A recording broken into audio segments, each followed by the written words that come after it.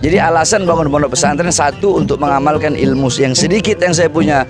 Kemudian kedua, karena saya melihat banyak pondok-pondok pesantren yang masuk biayanya mahal, kasihan. Maka saya bikin ini pesantren. Semua santri-santri yang masuk itu gratis. Dan kebanyakan orang-orang susah, anak-anak yatim.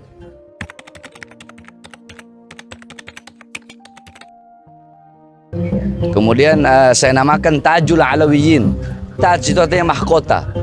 Alawiyin artinya para habaib. Jadi mahkotanya para habaib. Karena jalur kita, garis kita, torikoh kita adalah torikoh para habaib, torikoh para leluhur-leluhur kita.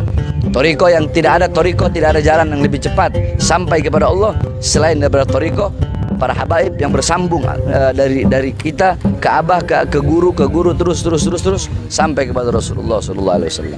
Jadi itu tujuan, maksud, maqasid kita membangun ini pondok pesantren dua tadi.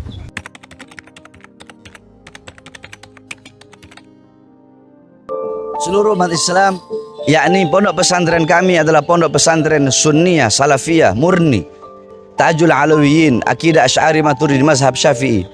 Maka saya mengajak kepada seluruh umat Islam, khususnya para agniya, orang-orang yang kaya, ataupun orang-orang yang sedang, ataupun orang-orang yang di bawah, untuk mengeluarkan hartanya di jalan Allah Subhanahu wa taala. Ini bukan untuk saya, tapi ini untuk kalian. Saya tidak meminta, tapi saya mengajak kalian untuk menyumbangkan, mengeluarkan harta di jalan Allah untuk pembangunan pondok pesantren ini.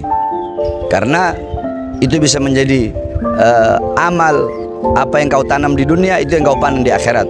Di dunia kau menanam sesuatu yang baik, di akhirat kau akan memanen sesuatu yang baik. Tetapi di dunia kau menanam sesuatu yang buruk, di akhirat engkau pun akan memanen sesuatu yang buruk.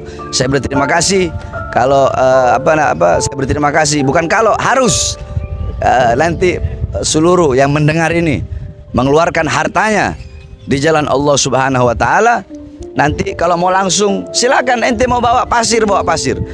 Jadi kita nggak hanya terima uang, bawa pasir, mau bawa batu, bawa semen. Memang pondok pesantren ini, khususnya pondok pesantren saya haramkan sebagai ikhtiyat, sebagai kehati-hatian saya untuk menerima sumbangan atau pemberian dari pejabat. Siapapun pejabatnya, apapun partainya, pejabat saya nggak mau terima. Sebagai apa? Ikhtiyat, berhati-hati. Saya nggak mau. Bukan berarti pondok pesantren nggak boleh. Yang lain silakan, nggak ada masalah, halal. Tapi untuk diri saya sendiri, saya larang. Saya haramkan pesantren saya untuk menerima dana dari pejabat.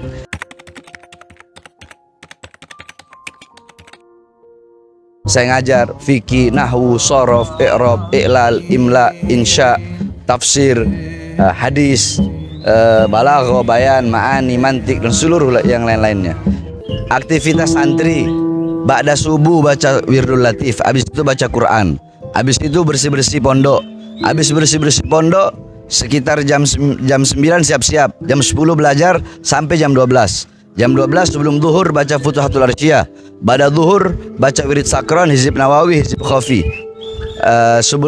Terus habis zuhur makan, ya, habis zuhur makan, habis makan di sini makan sehari cuma 2 kali.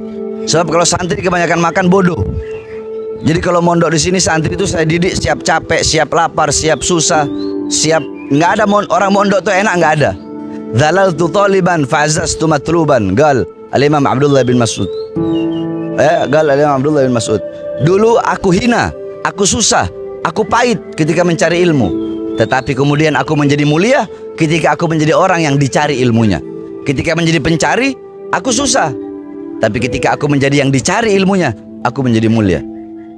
Jadi terus istirahat sebelum asar, udah bangun, baca Wirdul Kabir Durrus Shaghir Syekh Bakar bin Salim.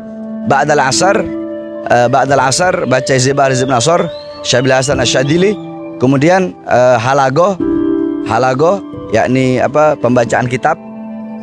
Guru-guru yang mengajar ada yang dari alumni Darul Lughah wa Da'wah, ada mursal juga dari Darul Lughah wa Da'wah, ada alumni dari Habib Taufik, alumni Darul Mustafa, ada alumni dari Rubat Tarim, ada alumni dari Abu Yamaliki. Bahkan di sini ada yang mukim Syekh Ziyad dari Hadramut, dari Tarim. Beliau mondok selama 20 tahun di Habib Umar. Yakni ba'da asar halagoh, kemudian sampai udah mau maghrib, siap-siap sholat maghrib. Sebelum maghrib baca wirdul latif, ba'da maghrib baca rotib al-haddad, habis maghrib hifdzul mutun. Hifdzul mutun itu mereka ngafalin. Beda, tiap hari beda-beda. Ada yang ngapalin hadis, ada yang ngapalin fikihnya, ada yang ngapalin asma, ada yang ngapalin af'al. Jadi tiap hari beda mata pelajaran yang dihafalkan, di murojaah lagi, di mutolaah lagi. Ba'dal isya hifdzul mutun lagi. Nah, nanti ada yang takhusus itu jam 10 malam. Takhusus itu belajar kitab-kitab yang tinggi. Contoh seperti Ar-Risalah Ibn Mukri itu takhusus.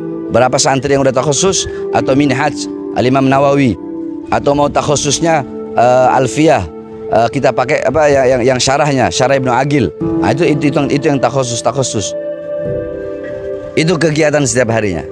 Yakni belajar, nuntut ilmu, susah, capek, lapar. Indonesia dari mana-mana ada. Karena kebanyakan kan ini kan gratis. Yang masuk sini cuma bayar kitab aja, beli kitab bayar. Kalau beli kitab masih gratis, keterlaluan. Santri dari mana-mana, ada dari Papua, ada dari Aceh, ada dari Pontianak, ada dari mana lagi? Banten. Tapi paling banyak itu Banten sama Jawa Barat. Paling banyak Banten, Jawa Barat, DKI sama Kalimantan. Itu yang paling banyak. Ya cerita uniknya ya, anak ngebangun bareng sama anak-anak. Anak ngecor, iya, ngecor bareng ini. Kan anak juga anak yang ngecor, ngaduk, bikin bangunan. Yang lucunya paling anak pernah jatuh dari lantai 2 ke bawah, itu aja paling kepleset. Terus yang lucunya lagi, setiap 17 Agustus kan kita bikin lomba. Habis upacara itu malamnya kita bikin lomba panjat pinang. Ya anak ikut panjat pinang, kepleset, itu aja paling. Pondok pesantren ini saya bangun yakni dengan darah, dengan air mata, dengan perjuangan, dengan himmah, dengan ghirrah. Saya tidak ada harta, saya tidak punya uang. Ini pondok pesantren ini dulu semuanya ini bambu, pohon-pohon pisang. Saya dan saya punya murid 20 orang pertama kali dari Jakarta. Datang kemari kita tebang. Rumah saya dulu rumah kayu. Anak-anak pondok dulu yang 20 orang itu cuman nginep di kayu. Kita ya nih yang penting talim.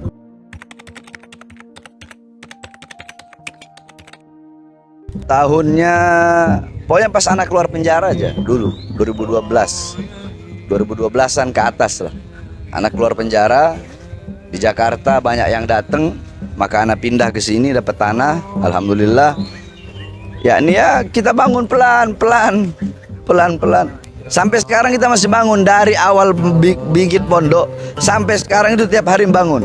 Santri-santri ngebangun, bahkan pertama kali itu bangunan beton saya sendiri yang nyangkul. Tuh sebelah situ, sebelah kanan. Itu pojok kanan situ saya masih ingat. Bangunan 3 tingkat ini, pojok kanan itu saya yang cangkul. Karena bagi saya nggak ada yang nggak bisa. Kalau yang lain aja bisa, kenapa nggak bisa saya? Jadi yang penting udah digali aja, udah pasti jadi insya Allah. Walaupun besinya ngutang. Sampai sekarang besinya masih ngutang sama Haji Yakub. Kalau nggak bertanya, boleh tanya sama Haji Yakub. Haji Yakub, dulu Hebar pernah ngutang besi nggak? Sampai sekarang mungkin baru setengah yang anak bayar. Jadi anak modal himmah, modal semangat yang kuat. Untuk apa? Bukan untuk cari hidup dalam pesantren. Kalau anak cari hidup dalam pesantren, nggak mungkin anak gratisin semua. Selama anak makan, semua santri makan. Anak nggak makan ya santri nggak makan. Sampai kita dulu pernah udah nggak ada makanan, nggak ada lauk, ada pisang itu jantung pisang kita potong, kita potong-potong, kita rebus pakai garam, makan nasi sama-sama bareng sama santri. Jadi ini pondok yang benar-benar murni salaf. Nggak ada sekolah umum khusus pendidikan agama. Dan saya menjamin keluar dari pondok pesantren ini insya Allah jadi orang berilmu yang mengamalkan ilmunya, ulama yang lurus. Jadi ulama yang istiqomah, ulama yang nggak bisa dibeli, nggak bisa disuap. Yakni ulama-ulama yang ar-rasikhuna fil ilm. Bahkan kita punya program 1 tahun itu udah bisa baca kitab kuning. 1 tahun bisa baca kitab kuning. Karena kita di sini kan ada fasal awal, fasal sani, fasal salis, fasal rabi, terus fasal awal sanawi, sani sanawi, salis sanawi. Yang paling atas itu takhusus. Ada berapa banyak mata pelajaran, banyak banget kalau mau sebutkan. Nah, intinya sekarang kita ini lagi bangun, dari dulu sampai sekarang bangun terus. Kita bangun, terus kita mau bebasin lahan di depan. Itu lahan karena santri nggak muat kan. Banyak santri pada tidur sampai di luar. Di depan depan sana itu ada lahan sekitar, di depan itu nggak tahu dijual berapa, pokoknya sekitar 600 juta atau 700 jutaan. Di belakang sini dijual sekitar 400 jutaan. Itu lahan-lahan yang mau kita beli di depan sana. Buat apa? Buat pos. Terus ini juga kita lagi ngebangun. Nah, di depan sana juga mau dibangun kamar santri, kamar mandi. Di sini mau dibikin kantor, di sebelah situ kantor. Di sebelah sini kita mau bikin tempat halagoh, karena nggak muat. Halagoh itu tempat santri belajar, fasal-fasal kelas-kelasnya. Ya ini kita butuh biaya, tapi ya ana serahkan kepada Allah Subhanahu wa taala. Makanya ana berharap kepada umat Islam, siapapun, karena sedekah itu nggak harus kaya. Umat Islam, baik yang susah, baik yang miskin, baik yang pertengahan, ya, atau khususnya yang kaya, untuk menyedekahkan hartanya di jalan Allah.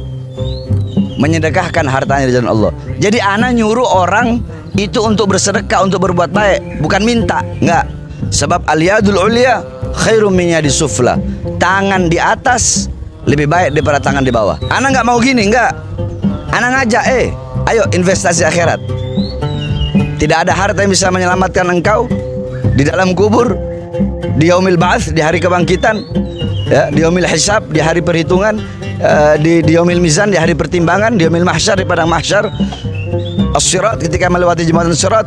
Semua itu tidak ada harta yang bisa menyelamatkan kecuali harta yang kau keluarkan di jalan Allah Subhanahu wa taala. Dan orang yang bersedekah itu diganti 10 kali lipat oleh Allah. Banyak kalau saya membawa ayatnya, hadisnya, makalah-makalah para ulama tentang itu sangat banyak sekali. Jadi intinya saya nggak minta, bukan begini, bukan tipenya Bahar bin Smith mau begini. Ayo saya mengajak orang untuk berbuat baik. Apa itu? Ayo sedekah buat ini pondok pesantren. Yang punya uang sedekah, jangan tanggung-tanggung. Orang kalau urusan dunia aja, kadang urusan dunia enggak, 500 juta, 1 miliar, 2 miliar, urusan dunia yang dimana urusan dunia yang tidak bermanfaat, urusan dunia yang tidak akan menjadi ladang dan amal di akhirat, urusan dunia yang dimana tidak kekal, tidak abadi. Itu nggak pakai mikir, itu bersungguh-sungguh. Bagaimana dengan ini, masalah pembangunan pesantren ini, yang ketika mengeluarkan hartanya bersungguh-sungguh, keluar harta bersungguh-sungguh, yang dimana ini adalah urusan yang kekal, ini urusan abadi yang bisa menyelamatkan kelak di akhirat.